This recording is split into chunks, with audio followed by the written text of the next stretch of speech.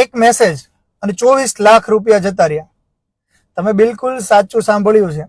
આ બાબતે મેં અવારનવાર ઇન્સ્ટાગ્રામ, ફેસબુક પર ઘણી બધી રીલ્સ મૂકી છે કે આરટીઓ ચલણના નામે ફ્રોડ થઈ રહ્યું છે અને આ ફ્રોડ ગુજરાતમાં મોટા પાયે થઈ રહ્યું છે. તમે મારા જૂના વિડીયો ચેક કરી શકો છો.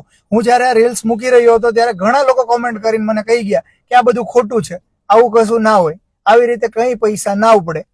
પણ હવે સાયબર ક્રાઇમે આ બાબતની એક ફરિયાદ લીધી છે. ન્યૂઝપેપરનું કટિંગ અહીંયા મૂકેલું છે.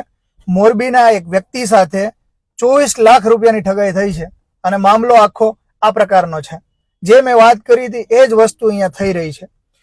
વાત એવી છે કે મોરબીમાં એક વ્યક્તિના એકાઉન્ટમાં પૈસા ઉપડી ગયા 24 લાખ. એને ખબર ત્યારે પડી અને તપાસમાં બહાર આવ્યું કે એમના મોબાઈલમાં આરટીઓ ચલણ નામની એક ફાઇલ આવી અને એ ફાઇલ હતી એપીકે. મેં હંમેશા કહ્યું છે કે જે ફાઇલની પાછળ એપીકે લખેલું આવે એ ક્યારેય વોટ્સએપ પર કે કોઈ પણ સોશિયલ મીડિયાના માધ્યમ દ્વારા એને ડાઉનલોડ કરવી નહીં.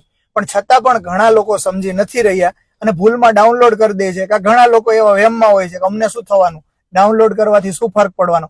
પણ મિત્રો, ફરક પડે છે.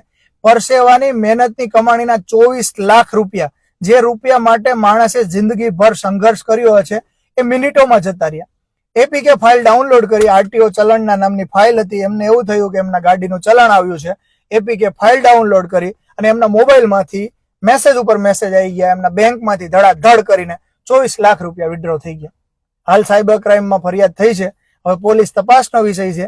પૈસા પાછા આવે છે કે કેમ એ તો સમય બતાવશે. પણ હાલ 24 લાખ રૂપિયા જતા રહ્યા છે. મહેરબાની કરીને મિત્રો, તમારા મોબાઈલમાં કોઈ પણ ફાઇલ આવે જેમાં એપીકે લાસ્ટમાં એપીકે લખેલું હોય, કોઈ પણ ફાઇલ ડાઉનલોડ કરવી તમારા માટે હિતાવહ નથી.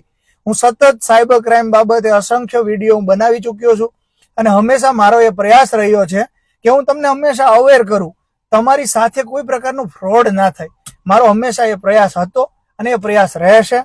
હવે તમારે એક કામ કરવાનું છે, આ રીલ્સને વધુમાં વધુ લોકોને, તમારા પરિવારને, તમારા કુટુંબને કે તમારા ગામ સુધી પહોંચાડવાની છે.